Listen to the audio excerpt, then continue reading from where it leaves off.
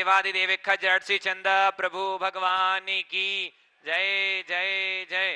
बोलिए परम पूज्य श्रमण संस्कृति उन्नायक आचार्य भगवंत गुरुवर्षी 108 विद्यासागर जी महाराज की जय जय जय। बोलिए परम पूज्य गुणायतन प्रणेता शंका समाधान प्रवर्तक भावना युग प्रवर्तक प्रखर वक्ता मुनिवर्षी 108 प्रमाण सागर जी महाराज की जय जय जय। बोलिए परम पूज्य मुनिवर्षी 108 अरह सागर जी महाराज की जय जय जय। सत्य और संस्कृति का सजाए भव्य वितान कदम मिलाकर बढ़ चले धर्म और विज्ञान। बंधुओं, शाश्वत तीर्थराज सम्मेद की इस पावन तलहटी पर स्थित विश्व का एक ऐसा अनूठा कीर्तिमान जिसके माध्यम से युगांतकारी जनशासन की प्रभावना होगी। जी हाँ बंधुओं, मैं बात कर रहा हूं गुणायतन की पूज मुनिवर प्रमाण सागर जी महाराज की ऐसी परिकल्पना जो जन जन के कल्याण का कारण बनेगी और न जाने कितने लोगों के सम्यक्त का कारण बनेगी और साथ ही भविष्य की आने वाली पीढ़ियों के भविष्य निर्माता के रूप में होगा गुणायतन। मैं निवेदन कर रहा हूं जो भी पारस चैनल प्रमाणिक ऐप के माध्यम से घर बैठे देख रहे हैं, साथ ही जो लोग यहाँ उपस्थित हैं, सभी से निवेदन करूंगा कि अपने जीवन का सर्वोत्कृष्ट लगाकर के साथी से पुण्य कार्जन कीजिए और इस स्वर्णिम इतिहास में अपना दान और योगदान देकर के अपने भावी पीढ़ी को सुरक्षित कीजिए और जैनत्व की पताका को लहराने में सहयोगी बनिए। बंधुओं, जैसा कि आपको विदित है, प्रतिदिन पूज्य गुरुदेव के मुखारविंद से गुणायतन परिसर में सांधारा संपन्न होती है, तो आप प्रत्येक वैवाहिक वर्षगांठ, जन्म दिवस या किसी भी विशेष अवसर पर साथ ही नित्य और मासिक सांधारा का पुण्यार्जक बनकर के साथी से पुण्य कार्जन कर सकते हैं। साथ ही एक दिन का गणधर वलय विधान संपन्न करा करके अपनी ओर से ये भी पुण्यार्जन प्राप्त कर सकते हैं। आइए अब मैं उन नामों की उद्घोषणा कर रहा हूं जिन लोगों ने आज गुणायतन से जुड़कर के अपने आप को धन्य किया है। सर्वप्रथम निर्माण निधि सदस्य के रूप में जो लोग जुड़े हैं, यदि वो उपस्थित हैं तो अपने ही स्थान पर खड़े होकर के गुरुदेव के चरणों में नमन वंदन करके आशीष प्राप्त करेंगे। नावा सिटी नागौर से नेमी महिला मंडल समस्त और गुवाहाटी से श्रीमती चंदा देवी जैन अजमेरा, धर्मपत्नी स्वर्गीय अमरचंद अजमेरा, मेरठ से श्री मोहन चंद जैन सपरिवार, बूंदी से स्वर्गीय श्रीमती मनोरमा गंगवाल की स्मृति में श्री वीरेंद्र कुमार गंगवाल, श्री राजकुमार योगेश गंगवाल, भीलवाड़ा से नितेश अग्रवाल, सुशीला अग्रवाल, राजेंद्र कुमार अग्रवाल समस्त परिवार। जोरदार करतल ध्वनि से सभी निर्माण निधियों का अभिनंदन कीजिए। अब हमारे बीच में जो निर्माण मित्र के रूप में जुड़े हैं उन श्रावक श्रेष्ठियों के नाम की उद्घोषणा कर रहा हूं। दिल्ली से दीपक कुमार जैन, सम्यक जैन, निर्माण जैन समस्त परिवार और आगरा से प्रमोद कुमार, मोहित कुमार जी जैन समस्त परिवार। जोरदार करतल ध्वनि से अभिनंदन कीजिए। यदि प्रमोद कुमार, मोहित कुमार जी जैन आज प्रत्यक्ष उपस्थित हैं, यदि हैं तो आ जाएं मंच पर और उनके सम्मान के लिए सिद्धार्थ जी कासलीवाल और साथ में सुभाष जी जैन सीईओ गुणायतन नहीं है। चलिए निर्माण सारथी के रूप में जिन्होंने आज संबद्धता प्राप्त की गुणायतन से जुड़े हैं, इंदौर से श्री विमल चंद काला जी के जन्मदिन के शुभ अवसर पर राजकुमार काला, अरुण काला, इंदौर मध्य प्रदेश। जोरदार करतल ध्वनि से इनका भी अभिनंदन कीजिए, या ऑनलाइन जुड़े हैं। सिलीगुड़ी से जिन्होंने सूत्रधार की सदस्यता प्राप्त की है, श्रीमती पन्ना देवी जैन, धर्मपत्नी स्वर्गीय फूलचंद जैन, श्री सुभाष जैन, श्रीमती साफ्टी जैन समस्त परिवार। जोरदार करतल ध्वनि से अभिनंदन कीजिए। आइए ये परिवार हमारे बीच प्रत्यक्ष उपस्थित है, यदि उपस्थित हैं तो ये आ जाएं। सूत्रधार के रूप में जुड़े हैं और उनकी मान मदना के लिए पूरा गुणायतन परिवार खड़ा हुआ है। चलिए ये भी नहीं है, आ रहे हैं और उनके सम्मान के लिए सुभाष जी जैन सीईओ गुणायतन और सिद्धार्थ जी कासलीवाल प्रशासक गुणायतन वो सम्मान करेंगे। आ जाइए। तब तक सूत्रधार के रूप में जो निर्माण मित्र से आज सूत्रधार बने हैं, श्रीमती सुलोचना सुरेश कुमार जैन ब्रज, मीठू राजेश कुमार जैन, विवान जैन ब्रज हावड़ा और उनके आज प्रतिनिधि के रूप में कीना जी गंगवाल, सुरेश जी गंगवाल हमारे बीच उपस्थित हैं। वो उनका सम्मान ग्रहण करेंगे, यदि वो हैं तो वो आ जाएं। जोरदार करतल ध्वनि से अभिनंदन कीजिए। हमारे बीच में श्रीमती पन्ना देवी जैन, धर्मपत्नी स्वर्गीय फूलचंद जी, श्री सुभाष जैन, श्रीमती साफ्टी जैन सिलीगुड़ी से ये परिवार हमारे बीच उपस्थित है और उनका सम्मान कर रहे हैं सुभाष जी जैन सीईओ गुणायतन और सिद्धार्थ जी कासलीवाल प्रशासक गुणायतन। आइए इसी कड़ी में आगरा से, हावड़ा से जो हैं वो भी आ जाएं, नहीं है। आगरा से निर्माण निधि से सूत्रधार के रूप में जुड़े हैं श्री दयाचंद प्रताप चंद जैन, निकेश, आकाश, सचिन जैन समस्त परिवार। जोरदार करतल ध्वनि से अभिनंदन कीजिए। ये परिवार भी हमारे बीच उपस्थित है, तो आ जाएं। आगरा से नहीं है। बरेली से सूत्रधार के रूप में जुड़े हैं श्रीमती आशा जैन, धर्मपत्नी स्वर्गीय हेमचंद जैन, श्रीमती चेतना अनिल जैन, अरिहंत जैन अतिशय जैन बरेली समस्त परिवार जोरदार करतल ध्वनि से अभिनंदन कीजिए। ये परिवार हमारे बीच उपस्थित हैं, आ जाएं। और इनके सम्मान के लिए लता जी गंगवाल गुणायतन मंत्री और साथ में शकुन दीदी सागर वो आएंगी और ऐसे परिवार का सम्मान करेंगे। आगे ना आ जाइए। बरेली से श्रीमती आशा जैन, धर्मपत्नी स्वर्गीय हेमचंद जी, श्रीमती चेतना अनिल जैन, अरिहंत अतिशय जैन समस्त परिवार लोगों के समक्ष पहुंचे और उनके सम्मान के लिए लता जी गंगवाल गुणायतन मंत्री और शकुन दीदी। इसी कड़ी में आज जिन्होंने गुणायतन ट्रस्टी के रूप में संबद्ध होकर के अपने आप के गौरव को बढ़ाया है, गुणायतन से जुड़े हैं, किशनगंज बिहार से श्री त्रिलोकचंद जैन, श्रीमती अची देवी, संजय जी, संगीता जी, पंकज जी, रश्मि जी जैन सेठी समस्त परिवार जोरदार करतल ध्वनि से इनका अभिनंदन कीजिए। हाँ, ये परिवार हमारे बीच उपस्थित हैं, आ जाएं और इनके आ जाइए। और इनके सम्मान के लिए प्रेमचंद जी और सुभाष जी जैन सीईओ गुणायतन और साथ में प्रेमचंद जी उपकार एजेंसी सागर गुणायतन ट्रस्टी, प्रेमचंद जी, संध्या जी, आ जाइए, आप भी आ जाइए। जोरदार करतल ध्वनि से अभिनंदन कीजिए बंधो।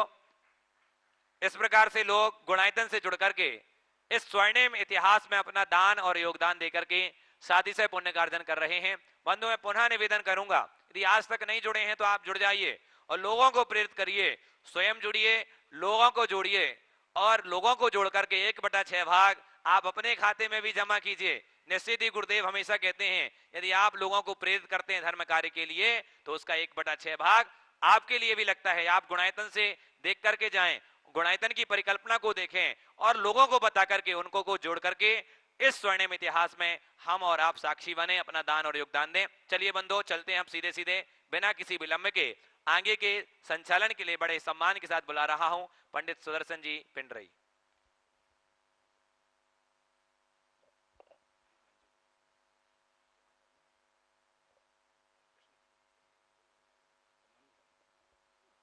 बड़ी संत श्रवणी आचार्य भगवान विद्यासागर जी महाराज की आप सबको मैं गुरुदेव के श्री चरणों से संबद्ध करूं। उसके पूर्व मैं चाहता हूं ऐसे वे श्री चरण जिनके माध्यम से आप हमें नहीं अब सारा विश्व अपनी शंकाओं के समाधान प्राप्त करके जीवन को धन्य कर पा रहा है, उन श्री चरणों से जुड़े। ये संप्रेरक समय के रूप में विश्व विख्यात है। एक गुणायतन के प्रणेता, भावना योग के प्रवर्तक एवं शंका समाधान प्रवर्तक के रूप में जाने जाते हैं। आज हम इन चरणों में नमन प्रति करके आशीर्वाद प्राप्त करेंगे। मेरे साथ उच्चारें, नमोस्तु महश्री, नमोस्तु महश्री, नमोस्तु महश्री। स्वागत के इस क्रम को मैं गति और दूंगा। श्रीमती डॉक्टर बिमला जी जैन, बिमला जी पाटनी, दिल्ली से हमारे बीच में ट्रस्टी गुणायतन के रूप में संबद्ध हैं। वे आए, गुरुदेव के चरणों की अभिवंदना करें, आशीर्वाद प्राप्त करें। उनका सम्मान करने के लिए मैं आमंत्रित कर रहा हूं प्रति बहन प्रदीप जी मंजू जी गोधा, गुवाहाटी ट्रस्टी गुणायतन भी आए और इनका सम्मान करके गुणायतन गौरव को संवर्धित करें। तालियां आपकी लगातार बजाएं। ये ऐसी विदुषी महिला हैं जिन्होंने अपने आप को गुणायतन से गुरुदेव के चरणों से जोड़कर अपने जीवन को धन्य किया है। तालियां आपकी बजती रहें। सम्मान करने के लिए मंजू जी, प्रदीप जी गोधा साहब गुवाहाटी से ट्रस्टी गुणायतन आए, सम्मान करके गुणायतन गौरव को संवर्धित कर रहे हैं। हमारे बीच में आज कांति कुमार जी सराफ सागर से जो ट्रस्टी गुणायतन हैं वे भी आए अपने परिवार के साथ गुरुदेव के चरणों की अभिवंदना करें, आशीर्वाद प्राप्त करें। और उनका सम्मान करने के लिए श्रीमान सिद्धार्थी कासलीवाल प्रशासक गुणायतन एवं सीईओ गुणायतन श्रीमान सुभाषी जैन इनका सम्मान करके गुणायतन गौरव की महिमा को मंडित करेंगे। आपकी तालियां लगातार बजती रहें। ऐसे व्यक्तित्वों का सम्मान हम जब किया करते हैं तो आप तालियों के माध्यम से अनुमोदन अवश्य ही किया करें। ब्रजबेन कमलेश जी आए और कांति कुमार जी के परिवार का सम्मान करेंगे। ब्रती बहन कमलेश जी हमारे बीच में हैं, वे ट्रस्टी गुणायतन, वे सम्मान करके गुणायतन गौरव को संवर्धित। आइए, रुकिए थोड़ी सीधा कीजिए। ब्रती बहन कमलेश जी भी आ रहे, रुकिए आइए। और प्रथम प्रश्न के लिए मैं आमंत्रित करूं, उसके पूर्व मेरे पास कुछ ऑनलाइन प्रश्न महाराज श्री बहुत दिनों से एकत्रित हो गए हैं। मैं उन प्रश्नों का आपके समक्ष रखना चाह रहा हूं। अतुल जी दुबे आपके अनन्य भक्त डॉक्टर RK जैन सतना के साथ आपके चरणों की कोटि कोटि अभिवंदना करते हुए जानना चाहते हैं कि गुरुदेव आकुलता एवं व्याकुलता में क्या मौलिक अंतर है? क्या यह सकारात्मक सोच व पथ के लिए उपयोगी है? आकुलता और व्याकुलता में क्या अंतर है? देखिए, आकुलता और व्याकुलता में कोई मौलिक अंतर नहीं है। आकुलता सामान्य है और व्याकुलता विशेष है। जब हमारी आकुलता बढ़ जाती है तो व्याकुलता कहते हैं। और एक शब्द हमारे यहाँ बड़ा प्रसिद्ध है, बड़े आकुल व्याकुल हो रहे हैं। तो आकुल होंगे और वही बढ़ जाए तो व्याकुलता। अगर मुझसे पूछो तो मैं कहूँगा आकुलता की बड़ी बहन व्याकुलता है। और भावना योग के बल पर हम आकुलता और व्याकुलता दोनों को शांत कर सकते हैं। ओ गुरुदेव, श्रीमान श्रीश जी, अनुपमा जी जैन, पुणे, समन्वयक प्रामाणिक ऐप, आपके चरणों में बारंबार नमोस्तु करते हुए जानना चाहते हैं कि किसी मरीज को ठीक करने के लिए या उसकी देखभाल करते समय अक्सर उसको डांटना पड़ता है, उसकी भलाई के लिए झूठ बोलना पड़ता है। तो इसके लिए क्या हमें पाप बंद होता होगा? इससे बचने के लिए क्या करें? किसको ठीक करने के लिए? मरीज को ठीक, मरीज मरीज देखिए, हमारे यहाँ वचनों से ज्यादा महत्वपूर्ण वचनों का आशय है। आप क्या बोल रहे हैं ये जितना महत्वपूर्ण है, उससे कहीं अधिक किस भाव से बोल रहे हैं। यदि आप किसी के हित की भावना से कड़े शब्द भी कहते हैं तो स्वीकार है। हालांकि एक चिकित्सक को चाहिए कि मरीज से ऐसे मधुर वचनों का प्रयोग करे कि आधी बीमारी तो वचनों से ही चले जाए। अगर चिकित्सक अक्खड़ होगा तो उसका असर विपरीत पड़ता है। इसलिए उन्हें मधुरता का हमेशा ध्यान रखना चाहिए। गुरुदेव, श्रीमान विजय कुमार जी एवं श्री मिंटू जी मनोज जी जैन, दिगंबर जैन समाज बंगाई गांव के अध्यक्ष और कार्याध्यक्ष, आपके चरणों में बारंबार नमोस्तु करते हुए जानना चाहते हैं कि मन में उतरना और मन से उतरना। भैया कल ही तो उत्तर दिया है, आगे बढ़ो।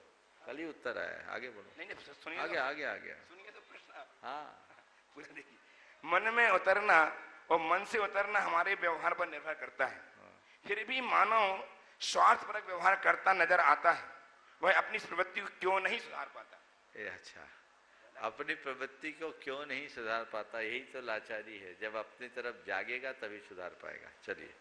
गुरुदेव, आंचल जैन, अमीनगर सराय बागपत, आपके चरणों में बारंबार नमोस्तु करते हुए जानना चाहती हैं कि किसी ने क्या बात लिखी है कि डर हमेशा आपको एक कैदी बना के रखेगा, जबकि खुले विचार। फिर से बोलो, सुन पाऊं मैं। डर हमेशा आपको एक कैदी बना के रखेगा, हाँ सुन रहे, हाँ, जबकि खुले विचार आपको बादशाह बना देंगे। तो गुरुदेव, वे विचार कैसे होना चाहिए जो हमें बादशाह बनाने की ताकत प्रदान करते हैं? बहुत अच्छा वाक्य है। डर हमेशा कैदी बनाकर रखता है, जबकि खुले विचार मनुष्य को बादशाह बना देते हैं। हमारे विचार कैसे हो जिससे हम बादशाहत को पा सके? बंधुओं, खुले विचार का होना एक असाधारण उपलब्धि है। जिनकी सोच सकारात्मक होती है, चिंतन उदार होता है, उसके ही खुले विचार होते हैं। खुले विचार की पहचान के लिए मैं 4 बातें आप सबसे कहूँगा। मेरे विचार कैसे मुझे देखना है। हम दूसरों के विचारों को तो खूब परखते हैं, खुद के विचारों को हमें परखना है। एक खुले विचार का व्यक्ति कौन है? जो औरों की छोटे मोटी गलतियों को नजरअंदाज करना जानता हो, जो औरों की छोटी मोटी गलतियों को नजरअंदाज कर ले, नंबर 1।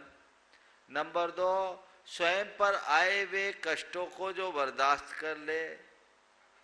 नंबर 3, जो दूसरों के व्यवहार को, दुर्व्यवहार को झेलने में समर्थ हो। और नंबर 4, जो सतत प्रगतिशील विचारों से जुड़ा हो, समझ लेना वो खुले विचार का धनी है। जो लोग बहुत संकीर्ण मनोवृत्ति के होते हैं, वे छोटी छोटी बातों को पकड़ करके बैठ जाते हैं। वे न खुद आगे बढ़ते हैं, न किसी को आगे बढ़ने देते हैं। तो छोटी मोटी गलतियों को नजरअंदाज करें। स्वयं के जो कष्ट हो जाए, बड़े बड़े कष्ट, उनको भी सह ले, चाहे कुछ हो। सहिष्णुता, वैचारिक सहिष्णुता खुले विचार होने की पहचान है। और यदि तुम्हारे प्रति कोई दुर्व्यवहार भी करे तो उसके प्रति भी सकारात्मक भावना हो, दुर्भाव ना है। और सदैव स्वयं को प्रगतिशील विचारों से जोड़े, खुद को आगे बढ़ने और औरों को आगे बढ़ाने के लिए जो तत्पर हो, समझ लेना वो खुले विचार का है। खुले विचार का मतलब ये नहीं है कि सारी मर्यादाओं को ताक पर रख करके अंधा फैशन का अंधानुकरण करे। खुले विचार के होने का मतलब ये नहीं है कि अपनी धार्मिक सामाजिक परंपराओं को छिन्न भिन्न कर दे। खुले विचार का होने का मतलब यही है प्रगतिशीलता के साथ मौलिकता में समन्वय बनाकर चले। तैयार हैं श्रीमती संगीता जी जैन सपरिवार किशनगंज बिहार से।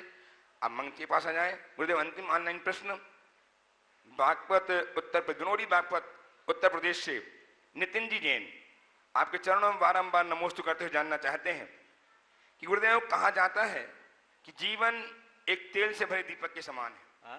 तेल से भरे दीपक के समान है। तेल खत्म, खेल खत्म।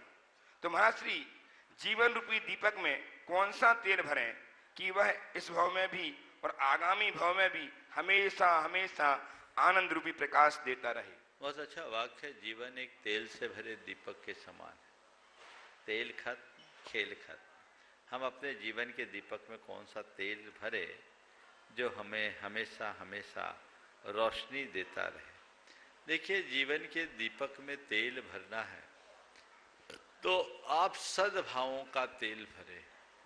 स्नेह और सद्भाव का तेल यदि आपने अपने जीवन के दीप में भरा है तो तय मान करके चलना, वो दीपक सदैव ज्योतित रहेगा और सबको प्रकाशित कर सकेगा।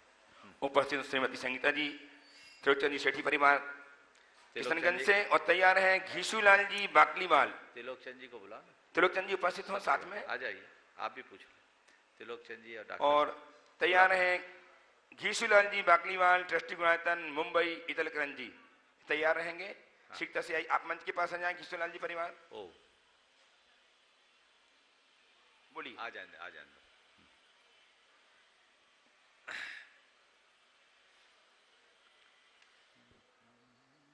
और तैयार रहेंगी श्रीमती मंजू जी प्रदीप जी गोधा गुवाहाटी से।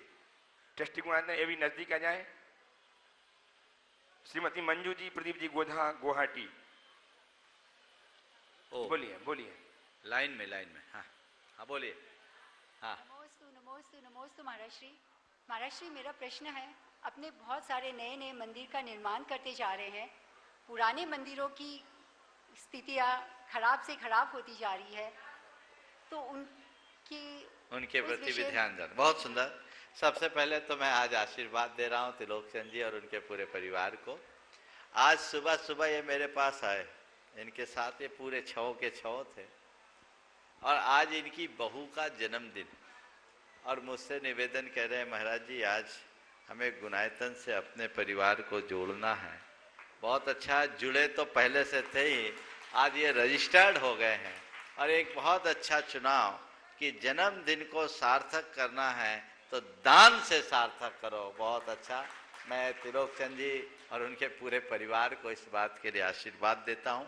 एक समर्थ और एक समाज की सेवा करने के लिए समर्पित व्यक्तित्व के रूप में त्रिलोकचंद जी जाने जाते हैं। पूर्वांचल के एक विशिष्ट पहचान है उनकी।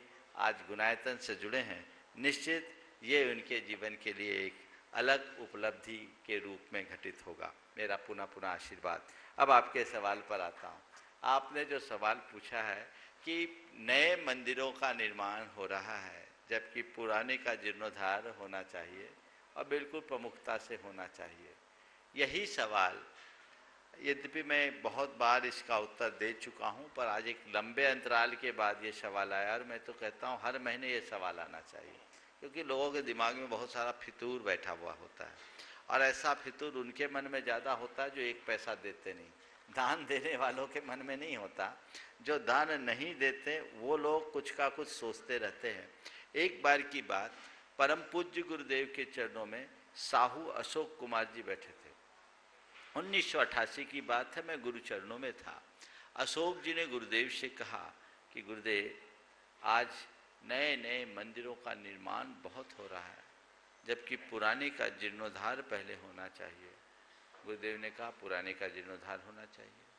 उन्होंने पूछा कि गुरुदेव पुराने के जीर्णोद्धार में तो पुण्य भी अधिक है। गुरुदेव ने कहा बेशक पुण्य अधिक है। गुरुदेव आपके नाम से विज्ञप्ति जारी कर दूं कि नए के निर्माण की जगह पुराने का जीर्णोद्धार करें। गुरुदेव ने कहा साहू जी करना हो तो कर दो, पर मेरे एक सवाल का जवाब दो। क्या? बोले ये बताओ, आपके कपड़े फट जाएंगे तो रफू करवा करवा कर कितनी बार पहनोगे? फटे कपड़े में कितनी बार रफू कराओगे? गुरुदेव ने उन्हें समझाया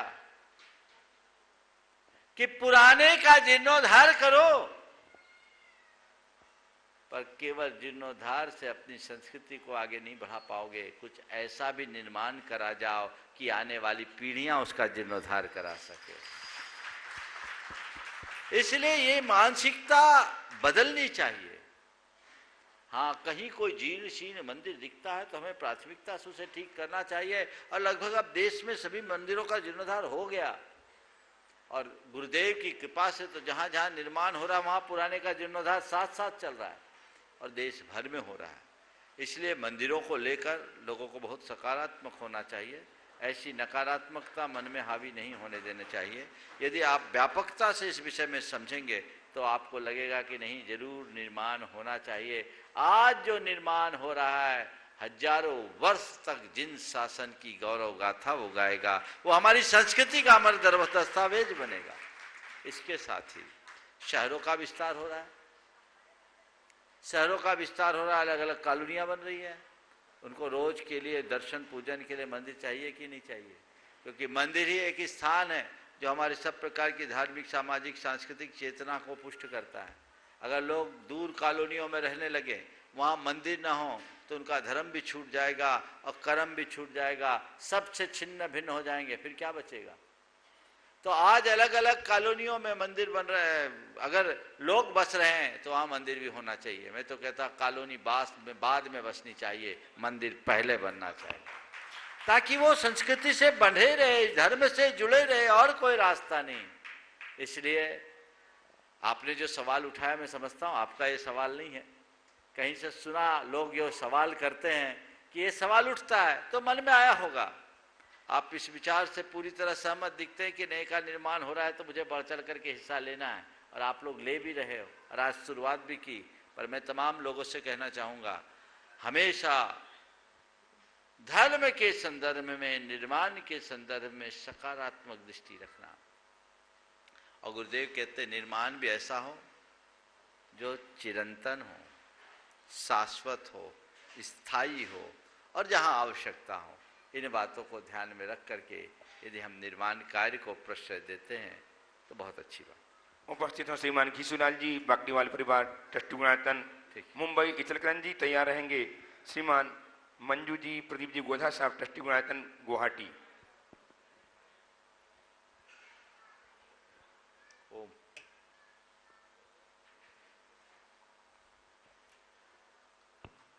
महाराज श्री प्रमाण सागर जी महाराज, अरे सागर जी महाराज को नमोस्तु नमोस्तु नमोस्तु। महाराज श्री, मेरा प्रश्न क्या है, ये दुविधा है कि चाह घटी चिंता मिटी मनवा वे परवाह, जिनको कुछ नहीं चाहिए वे सहन के साथ। तो महाराज श्री चाह तो कुछ नहीं है, फिर भी चिंताएं बनी ही रहती है। और ये जो दूसरी लाइन है उसका भी यही हो रहा है कि जिनको कुछ नहीं चाहिए सहन के साथ। तो महाराज श्री कुछ चाहिए तो कुछ नहीं, लेकिन फिर भी मन पर चिंताएं हावी रहती है महाराज श्री। इसका आप मार्गदर्शन कह रहे करें। चाह कुछ नहीं है और चिंता सवार है। चिंता किस बात की है? पर्सनल चाह नहीं महाराज श्री। ये चाह है कि बिना चाह है? बिना चाह के चिंता होगी नहीं, समझ गए? तो जड़ चाह है।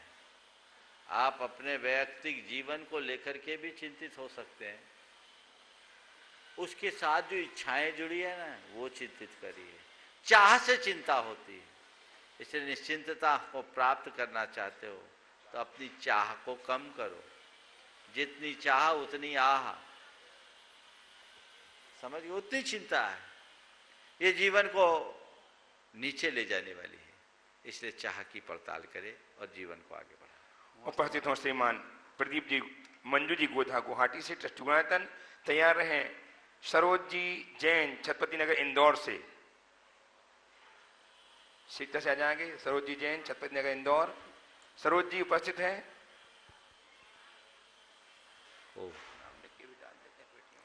तैयार रहेंगे।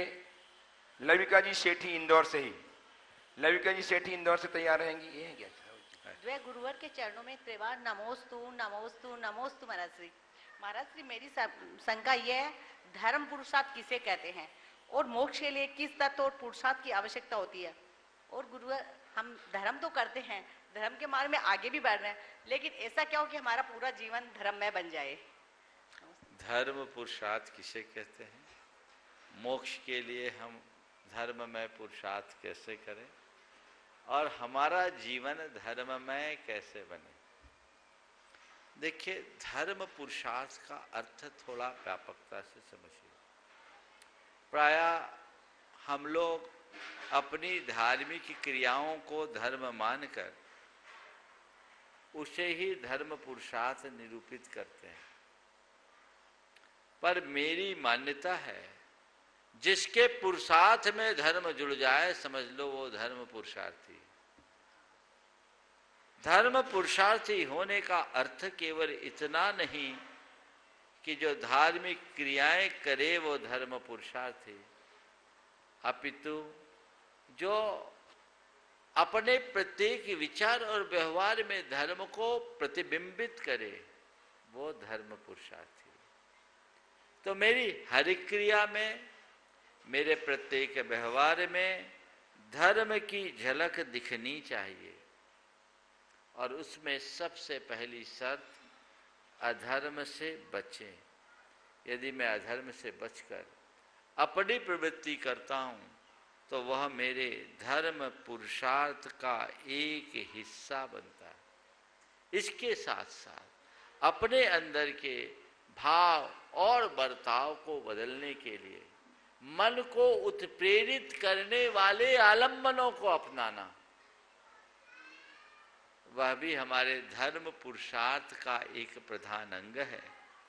और मन को उत्प्रेरित करने वाले आलंबनों में मुख्य 4 आलंबन है आप गृहस्थों के लिए: दान, पूजा, शील और उपवास।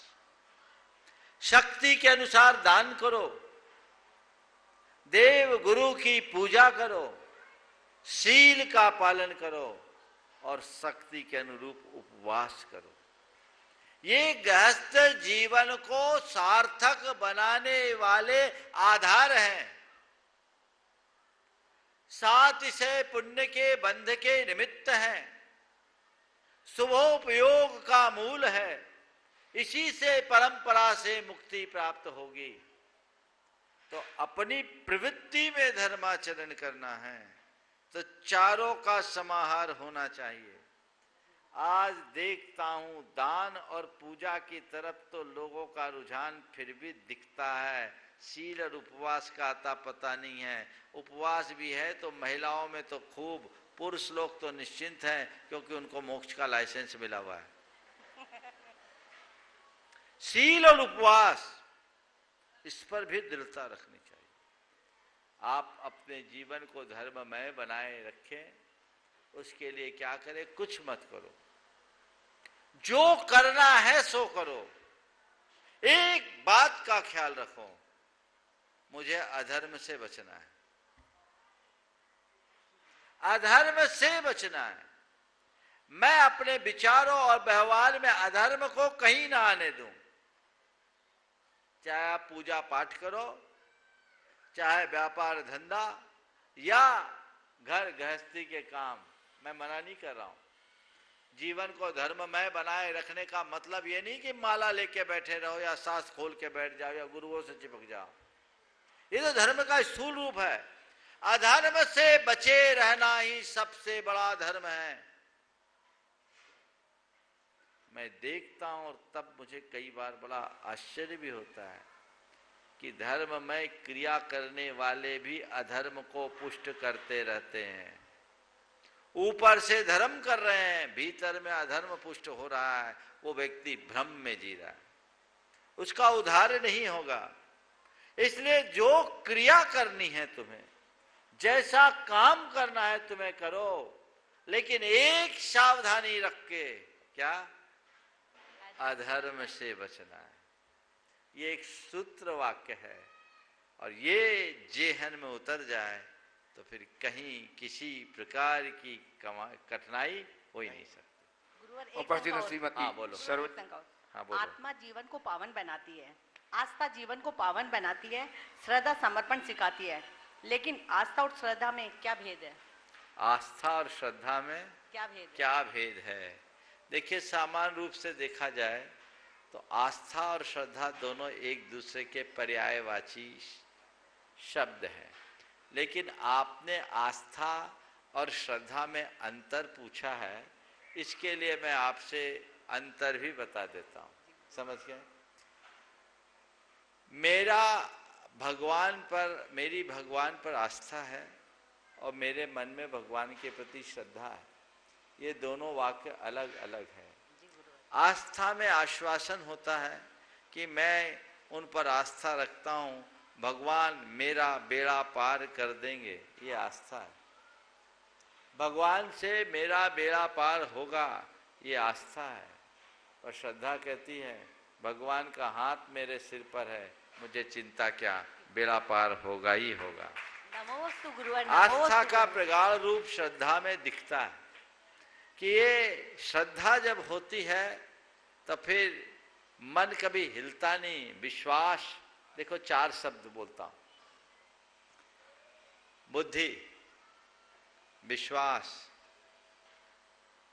बुद्धि, विश्वास, श्रद्धा और तर्क। 4 शब्द हैं।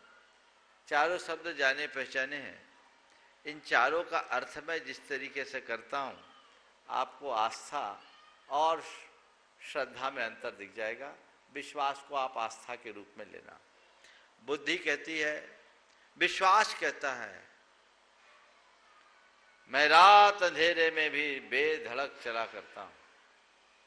विश्वास कहता है मैं रात अंधेरे में भी बेधड़क चला करता हूं।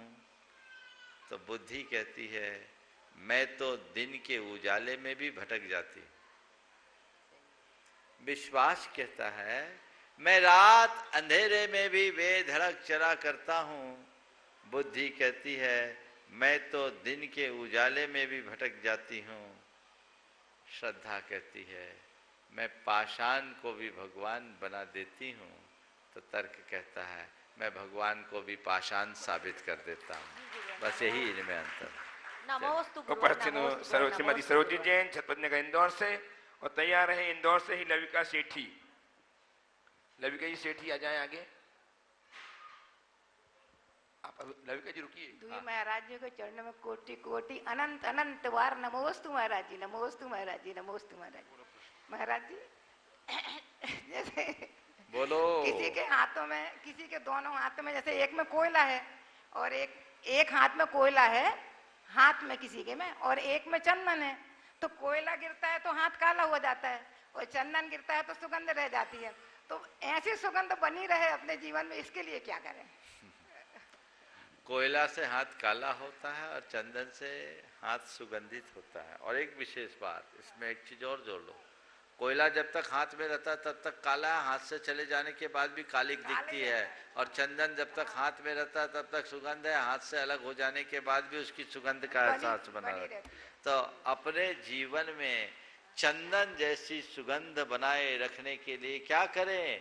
चंदन के पेड़ के सानिध्य में रहने का अभ्यास कर ले। कहते हैं चंदन के पेड़ के पास नीम भी सुगंधित हो जाती है चंदन के वन में। तो बस सत्पुरुषों की संगति करने वाले की रंगत अपने आप बदल जाती है। चलिए। लविका जी सेठी इंदौर से उपस्थित हो। लविका जी सेठी इंदौर तैयार हैं। श्रुति दीपक बजाते नांदगांव नासिक से। द्वय गुरुवर के चरणों में कोटि कोटि नमन वंदन और आभार। हे गुरुवर, जैसा कि दोहा है कि निंदक नियरे राखिए आंगन कुटी छबाए, बिन पानी बिन साबना निर्मल करे सुभाए। यानी हमें निंदक को हमेशा अपने पास रखना चाहिए, किंतु दूसरी तरफ हमारे धर्म में बताया गया है कि हमें निंदा नहीं करना चाहिए। ऐसे में यदि घर का कोई सदस्य कुछ गलत आचरण करे जिसे हमें बार बार टोकना पड़ता हो, तो वह कहता है कि ये तो निंदा करते हो तुम हमारी बार बार। ऐसे में हम क्या करें? कृपया मार्गदर्शन कीजिए। देखिए, निंदा, आलोचना और किसी के सुधार की भावना, इनमें बुनियादी अंतर है। इसे हमें ठीक से समझना चाहिए। निंदा पीठ पीछे की जाती है और हिदायतें सबके सामने होती है। यदि घर के किसी सदस्य में कोई कमी या कमजोरी दिखती है और आप उन्हें समझा रहे हैं अथवा उन्हें कुछ अच्छी हिदायतें दे रहे हैं, तो ये निंदा नहीं है, ये उसके हित की भावना है। लेकिन हाँ, यही बात 4 जनों के सामने उसे नीचा दिखाने के लिए करो तो ये निंदा है। तो हम क्या बोल रहे हैं, कब बोल रहे हैं, किस आशय से बोल रहे हैं, सब कुछ उस पर निर्भर करता है। तो जो लोग ऐसा कहते हैं कि निंदा मत करो, उनसे कहो हम तो आपके गीत गाएंगे, आप उस लायक बन जाओ। धन्यवाद। जो भी ऐसा कहे कि आप निंदा करें, बोले हम कहाँ कर रहे हैं, हम नहीं चाहते, हम तो गीत गाना चाहते हैं, आप हमें अवसर तो दो। हम झूठी प्रशंसा कैसे करें? आप उस लायक बन जाओ कि हम आपके गीत गाते गाते ना गाएं। ये रास्ता निकाल। धन्यवाद। चलिए महाराज श्री, एक छोटा सा एक ही उपस्थित हो। श्रुति दीपक बजाते नांदगांव नासिक से और तैयार हैं शुभाकांक्षी मेघा सूरज कासलीवाल। प्रेशर बहुत है, एक में संतोष करो। बैठिए बैठिए, है ना। तैयार हैं शुभाकांक्षी मेघा सूरज काशीवाल डोंबिवली मुंबई। नाम बोल दीजिएगा। गुरुदेव के चरणों में कोटि श्रुति कोटि दीपक। नमन। हम रूपाली श्रुति दीपक बढ़ जाते हैं नांदगांव नासिक से। महाराज जी, जब भी कोई महाराज जी का और माता जी का चातुर्मास गांव में या शहर में संपन्न होता है, लेकिन उस 4 महीने में तो हम बहुत कुछ कर लेते हैं और उस पॉजिटिविटी और धार्मिक वातावरण रहता है, लेकिन जब उनका विहार हो जाता है तो थोड़ा सा 1 महीने तक वो भी चलता है, बाद में सब भूले जैसे हो जाता है। तो वही पॉजिटिविटी और वो बनी रहे, तो इसके लिए हमें क्या प्रयास करना चाहिए? देखिए, 3 तरह के वृत्तियां होती, एक पत्थर की, दूसरी मिट्टी की और तीसरी रुई की। पत्थर में पानी डालो, पत्थर गीला दिखता है, लेकिन ऊपर ऊपर गीला दिखता है, गीला होता नहीं है, थोड़ी हवा लगती है फिर सूख जाता है। दूसरी तरफ मिट्टी, मिट्टी में पानी डालें, मिट्टी नम हो जाती है और वो नमी कुछ समय तक बनाए भी रखती है, लेकिन इसके बाद अगर उसे दोबारा पानी न मिले तो सूख जाती है और सूख कर कई बार पहले से भी ज़्यादा कड़ी हो जाती है। लेकिन तीसरी तरफ है रुई। रुई को अगर पानी में डालें तो रुई रग रग में पानी को पी लेती है, बसा लेती है। रुई से पानी तब तक बाहर नहीं निकलता जब तक उसे निचोड़ा न जाए। तो 3 तरह के लोग हैं। कुछ लोग तो पत्थर जैसे होते हैं, उन पर कुछ असर नहीं पड़ता, जितनी देर है उतनी देर है, बाहर गए हवा लगी गए। मैं आप लोगों को पत्थर जैसा तो नहीं कहूँगा, लेकिन मिट्टी जैसे लोगों की बहुलता है। आपको निरंतर सिंचाई की जरूरत है, पानी चाहिए, नमी आती है, अब उस समय अगर कोई आकार दे दो अपने आप को तो उद्धार है। जब मिट्टी नम हो तब उसे आकार दिया जाता है। दे सको दे दो, नहीं दिए तो जब लगे कि मिट्टी सूख रही है फिर से पानी डालो, तो महाराज आप लोग तो 4 महीने सींच के चले जाते, हम कहाँ करें? तो महाराज आपके यहाँ नहीं आ सकते, आप तो गुरु चरणों में जा सकते हैं।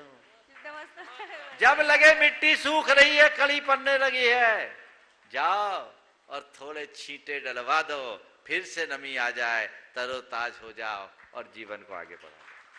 उपस्थित शुभाकांक्षी मेघा जी, सूरज जी कासलीवाल, डोंबिवली मुंबई से, और तैयार हैं व्रती बहन निक्की दीदी दाहोद से, श्रद्धा, छोटी सी बड़ी श्रद्धा के साथ।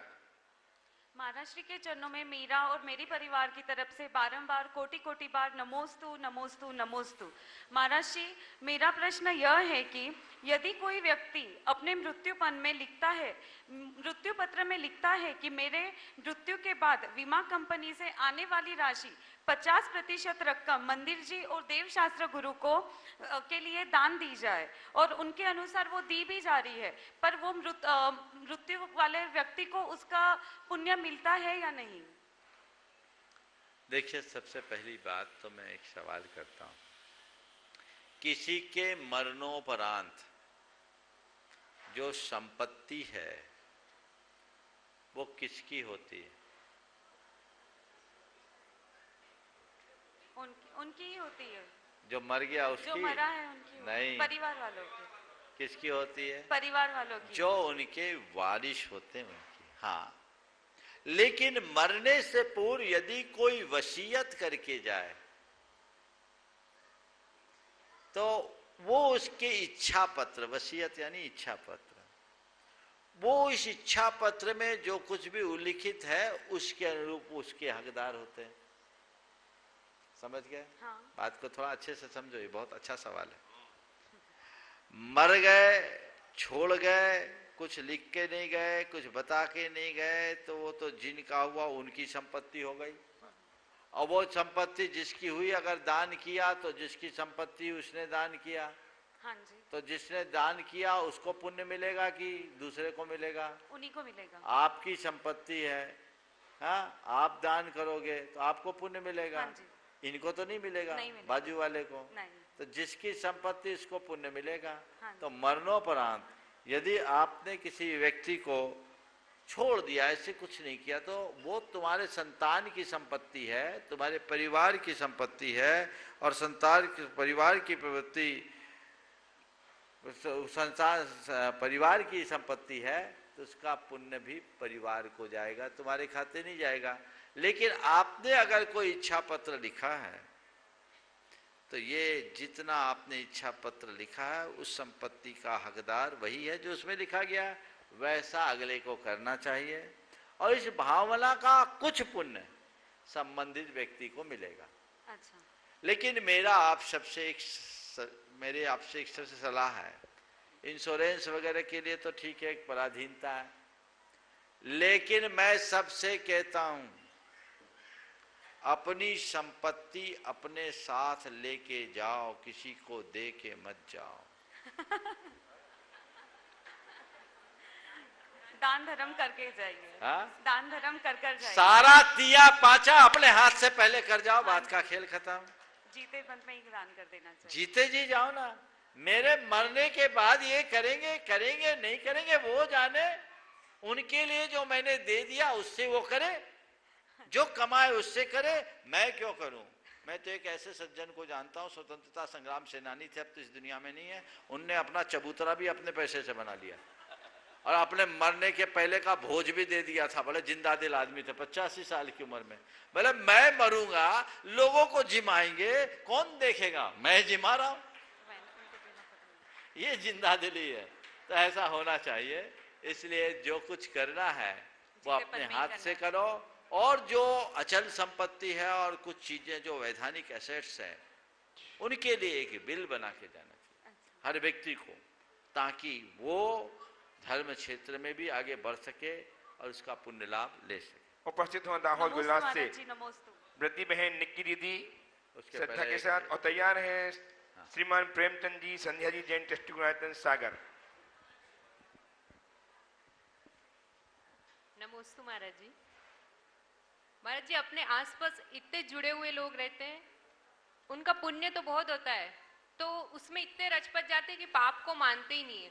तो उन लोगों को पाप से भीरू हो जाए, पाप भीरू बन जाए, इसके लिए क्या करें? बहुत अच्छा सवाल। लोग अपने पुण्य के भोग में इतने लीन हो जाते हैं कि उन्हें पाप का भान ही नहीं रहता। ऐसा क्या करें कि वे पाप भीरू बन सके? कुछ न करें। उन्हें रोज संसार में रहने वाले लोगों के प्रति दृष्टिपात करने के लिए कहा जाए। सड़क चलते देखो कितने भिखारी, कितने अपंग, कितने अनाथ, कितने अपाहिज व्यक्ति धरती पर विचरण कर रहे हैं। कितने निराश्रय, कितने बेघर इस धरती पर विचरण कर रहे हैं। उन्हें देखो और कुछ पल के लिए सोचो कि यदि इनकी जगह मैं होता तो मेरा क्या होता। आंखें खोल देगी। कुरल काव्य में एक बड़ी अच्छी बात लिखी। अरे तुम उन कहारों को देखो, अरे तुम उन कहारों को देखो जो किसी सवार को ढो रहा है, और उसे देखो जो उस पर सवार है, और समझ लो धर्म का फल क्या है। एक ढो रहा है, एक ढोया जा रहा है। आज नहीं कल स्थितियां बनती है, बदलती है। इसलिए व्यक्ति को एक बात और सोचना चाहिए कि आज मैं पुण्य के फल को भोग रहा हूं, इसका मतलब मैं खपा रहा हूं, कमा नहीं रहा हूं। जो संचित लेकर आया उसका भोग कर रहा हूं, और पुण्य के भोग में पाप ही हो रहा है, तो मेरा पुण्य खप रहा है। एक दिन तो मैं कंगाल होके जाऊंगा अगर अर्जित नहीं करूंगा। तो मुझे पाप से बचना है, कर्जा नहीं चढ़ाना। मैं जितना संचित लेकर आया हूं उससे ज्यादा अर्जित करके मुझे जाना है। ये सोच व्यक्ति के मन में बन जाए तो अपने आप उसकी बुद्धि धर्म में लगे और पाप भीरुता प्रकट हो। हाँ बोलो। जल्दी पूछो, जल्दी बोलो। महाराज जी नमोस्तु नमोस्तु नमोस्तु। महाराज जी मेरा प्रश्न ये है कि कल मैं पहाड़ चढ़ने वाली हूँ, तो फिर वो इतना बड़ा पहाड़ है और मैं इतनी छोटी हूँ, तो मैं पहाड़ चढ़ पाऊंगी भी कि नहीं चढ़ पाऊंगी? आप मुझे ऐसी सुपर पावर दो, ऐसी सुपर पावर दो कि मैं 2 मिनट में पहाड़ चढ़ जाऊँ। बहुत सुंदर, बहुत सुंदर, बहुत सुंदर। एक बात बोलो, किसने बोला इतना बड़ा पहाड़ है? इधर मेरी तरफ देखो। किस वहीं वहीं वहीं वहीं वहीं वहीं वहीं से मेरी तरफ देखो। किसने बोला इतना बड़ा पहाड़ है? पहाड़ बड़ा नहीं है बेटा, तुम्हें केवल 1 कदम चलना है। कितना चलना है? 1 कदम। 1 कदम चलना। तुम 1 कदम चलोगे, पहाड़ 1 कदम छोटा होगा। बस 1-1 कदम बढ़ चढ़ते जाओगे, पूरे पहाड़ चढ़ जाओगे। समझ गए? बस क्या करना है तुम्हें? मुझे 1 कदम चलना है। क्या करना है? 1-1 कदम रखो। मुझे 1 कदम, बस एक ही मंत्र लेके चलना है। क्या करना है? मुझे 1 कदम चलना है। मुझे 1 कदम चलना है। बड़ों को भी बता रहा हूँ, मुझे 1 कदम चढ़ना है। मुझे 1 कदम चढ़ना है। मुझे 1 कदम चढ़ना है। इस मंत्र को जपते जाओ, पहाड़ चढ़ जाओगे, पता ही नहीं लगेगा कब क्या हो गया। चलो। उपस्थित हो श्रीमती संध्या जी जैन, प्रेमचंद जी जैन, ट्रस्टी गुवाहाटी सागर से तैयार हैं। सुभाष जी सरला जी बड़ियात्या गुवाहाटी। सुभाष जी सरला जी बड़ियात्या निकट आ जाए। नमोस्तु गुरुदेव, नमोस्तु द्वय मुनिराजों को, नमोस्तु नमोस्तु। मेरी परिवार की ओर से नमोस्तु। गुरुजी, किसी ने फोन करके पूछा है कि अगर किसी के परिवार में कोई बार बार ये भावना रखता है कि ये परिवार का ये सदस्य मर जाए, तो उसको किस पाप, उन लोगों को किस कर्म का बंध होगा, और जिनके लिए बोला जा रहा है उनका कौन सा पाप कर्म का उदय है? देखिए, घोर दुराशंसा है, महान पाप है, ये रौद्र ध्यान है, ऐसा नहीं होना चाहिए। कई बार गुस्से में छोटे छोटे बच्चों को भी, मर जा, यहाँ क्यों आया, तू वहीं मर जाता। कोई व्यक्ति कहीं आपकी इच्छा के विरुद्ध ज्यादा टाइम लगा दिया। मान लीजिए शिखर जी आया, 2 दिन का बोल के आया, 4 दिन रुक गया, घर पहुंचा, यहाँ क्यों आए, वहीं मर जाते। इस शब्दों का प्रयोग होता है। ऐसे शब्दों का प्रयोग नहीं करना चाहिए। ये दुराशंसा है, ये पाप पूर्ण वचन है, महान पापकारी है। और किसी भी व्यक्ति के संदर्भ में ये मर जाए तो अच्छा है। कई ज़्यादा बीमार होते उनके लिए भी लोग कहते हैं निपट जाए तो अच्छा है, झंझट मिटे, एक कहने में आ जाता है। लेकिन मालूम है इसमें कौन सा पाप होता है? इसमें वही पाप होता है जैसा एक जीते जागते इंसान के द्वारा जीते जागते इंसान की हत्या में होता है। तो किसी को मारा और किसी को मर जाने का भाव भी आपने किया तो वही पाप है। ये पाप पूर्ण वचन स्वप्न में भी नहीं करना चाहिए, तभी रास्ता प्रशस्त। नमोस्तु गुरुदेव। उपस्थित हो श्रीमान सुभाष जी साडा जी बड़जात्या गुवाहाटी से। तैयार रहे गौर झामर सागर से कमलेश जी जैन। कमलेश जी जैन निकट आ जाए। महाराज श्री त्रिवार नमोस्तु नमोस्तु नमोस्तु। मेरा प्रश्न उसी के ऊपर है। तैयार है बेहोजन अलीगढ़। जो आपने सुबह व्रत के बारे में बताया था, ऐसा पढ़ने में आता है कि जो सम्यक दृष्टि है उन्हीं के व्रतों का महत्व है, तो जो ग्रस्त करते हैं उनका कोई महत्व नहीं है। देखिए बात सही है कि सम्यक दर्शन से ही व्रत सफल और सार्थक होते हैं। आपने कहा कि सम्यक दृष्टि के व्रतों का ही महत्व है, जो सम्यक दृष्टि नहीं है उनके व्रतों का महत्व नहीं है। इस वाक्य में थोड़ा संशोधन। व्रतों का अपना महत्व है, चाहे वो सम्यक दृष्टि हो चाहे वो मिथ्या दृष्टि। सम्यक दृष्टि का व्रत उसकी निर्जरा का कारण बनेगा और मिथ्या दृष्टि का व्रत केवल पुण्य का बंध कराएगा, नुकसान नहीं है। हाँ, व्रतों का वांछित परिणाम चाहिए तो सम्यक की भावना भाइये सम्यक के साथ कीजिए ताकि सोने में सुगंध हो जाए। ऐसे लोगों को समझाने के लिए आचार्य कुंद ने बहुत अच्छी बात कही। बर वय तबे ही सगो माँ होई ईरे ही निरे गई दुखम छाया तवठियानम परिवालंतान गुरु भेयम।